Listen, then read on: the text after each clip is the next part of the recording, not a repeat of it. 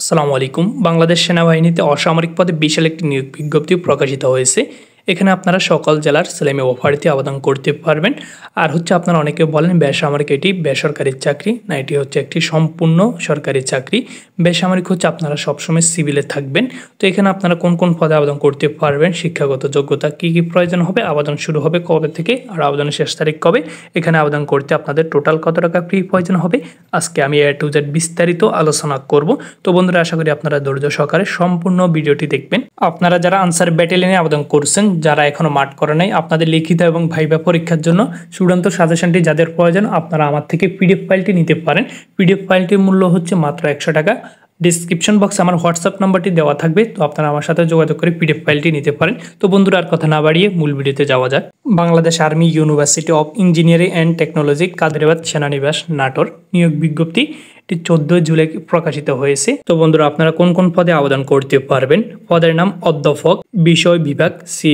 শিক্ষাগত যোগ্যতা কি কি প্রয়োজন হবে? পিএইচডি বা সমমানের ডিগ্রি সহ শিক্ষা জীবনে কমপক্ষে 2টি বিষয় শ্রেণী A গ্রেড থাকতে হবে। স্নাতক ও স্নাতকোত্তর ডিগ্রি যে কোনো একটিতে প্রথম বিভাগে A গ্রেড থাকতে হবে এবং বিশ্ববিদ্যালয় বা সমমানের শিক্ষা প্রতিষ্ঠানে 12 বছরের অভিজ্ঞতা সম্পূর্ণ হতে হবে। সহযোগী অধ্যাপক হিসেবে 5 বছরের অভিজ্ঞতা, কমপক্ষে 15টি প্রকাশনা, যার মধ্যে 60টি সহযোগী অধ্যাপক হিসেবে।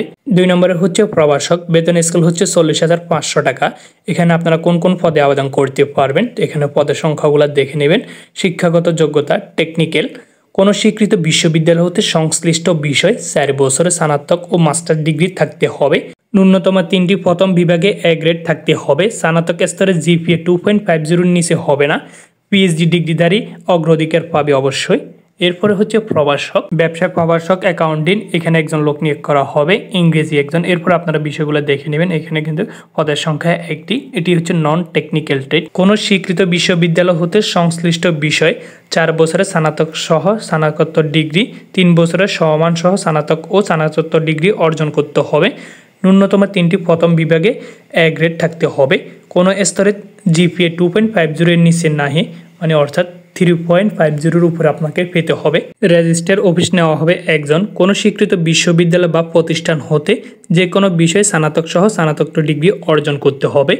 এরপরে সহকারী টেকনিক্যাল অফিসার নেওয়া হবে একজন, এটি হচ্ছে সি। শিক্ষাগত যোগ্যতা প্রয়োজন হবে, যে কোনো স্বীকৃত প্রতিষ্ঠান হতে ডিপ্লোমা ডিগ্রিধারী হতে হবে। সকল পরীক্ষা ন্যূনতম 3.00 থাকতে হবে। Computer, MS word, excel, power point পরিচালনা এবং সংশ্লিষ্ট বিষয় ন্যূনতম 1 বছরের ব্যবহারিক অভিজ্ঞতা সম্পূর্ণ প্রার্থীদেরকে অগ্রাধিকার প্রদান করা হবে।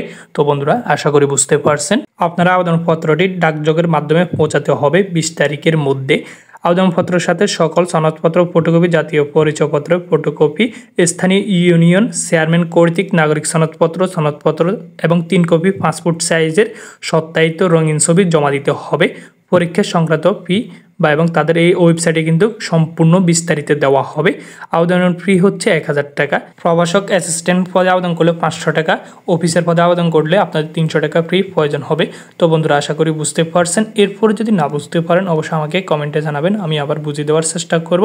আর ডেসক্রিপশন বক্সে আমার হোয়াটসঅ্যাপ নম্বরটি দেওয়া আছে, তো আপনারা আমার সাথে সরাসরি কথা বলতে পারেন। তো আজকের ভিডিওটি পর্যন্ত, দেখা হচ্ছে অন্য কোনো ভিডিওতে। ততক্ষণ পর্যন্ত ভালো থাকুন, সুস্থ থাকুন। সবাইকে জানাই আসসালামু আলাইকুম।